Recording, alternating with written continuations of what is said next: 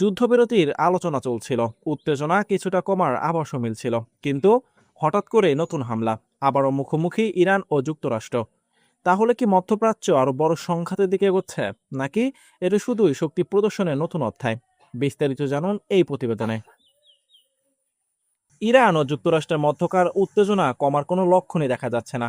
একদিকে কূটনৈতিক আলোচনা ও যুদ্ধবিরতির সম্ভাবনা, অন্যদিকে ধারাবাহিক হামলা ও পাল্টা হামলা পরিস্থিতিকে আরো জটিল করে তুলেছে। মার্কিন সেন্ট্রাল কমান্ড বা সেন্টকম এক বিবৃতিতে জানায়, ইরানের কেশম দ্বীপ ও বন্দর আব্বাস সংলগ্ন এলাকায় অবস্থিত কয়েকটি রাডার এবং সামরিক স্থাপনাকে লক্ষ্য করে হামলা চালানো হয়েছে। যুক্তরাষ্ট্রের দাবি, আন্তর্জাতিক জলসীমায় তাদের একটি MQ-1 ড্রোন ভূপাতিত করার ঘটনা সহ সাম্প্রতিক আক্রমণাত্মক কর্মকাণ্ডের জবাব হিসেবেই এই অভিযান পরিচালনা করা হয়েছে। মার্কিন বাহিনীর ভাষ্য অনুযায়ী অভিযানে ইরানের বিমান প্রতিরক্ষা ব্যবস্থার একটি অংশ, একটি গ্রাউন্ড কন্ট্রোল স্টেশন এবং দুটি আক্রমণাত্মক ড্রোন ধ্বংস করা হয়েছে। ওয়াশিংটনের দাবি, এসব সামরিক সরঞ্জাম পারস্য উপসাগর ও গুরুত্বপূর্ণ নৌপথে চলাচলকারী জাহাজগুলোর জন্য সম্ভাব্য হুমকি হয়ে উঠেছিল। এর আগে ইরানের ক্ষেপণাস্ত্র স্থাপনা এবং সমুদ্রপথে মাইন স্থাপনের অভিযোগে বেশ কয়েকটি স্পিডবোটকে লক্ষ্য করে হামলা চালিয়েছিল যুক্তরাষ্ট্র। সেসব অভিযানের ক্ষেত্রেও আত্মরক্ষার যুক্তি তুলে ধরেছিল মার্কিন প্রশাসন। তবে যুক্তরাষ্ট্রের এই পদক্ষেপের জবাব দিতে দেরি করেনি তেহরান।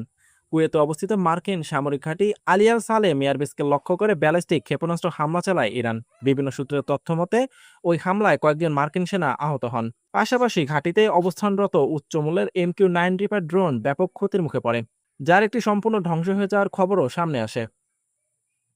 পরিস্থিতি আরও উত্তপ্ত হয়ে ওঠে যখন ইরানের ইসলামিক রেভলিউশনারি গার্ড বা IRGC দাবি করে তারা যুক্তরাষ্ট্রের আরেকটি MQ-1 ড্রোন ভূপাতিত করেছে। অল্প সময়ের ব্যবধানে একাধিক ড্রোন হারানো মার্কিন সামরিক সক্ষমতার জন্য একটি বড় ধাক্কা হিসেবে দেখা হচ্ছে।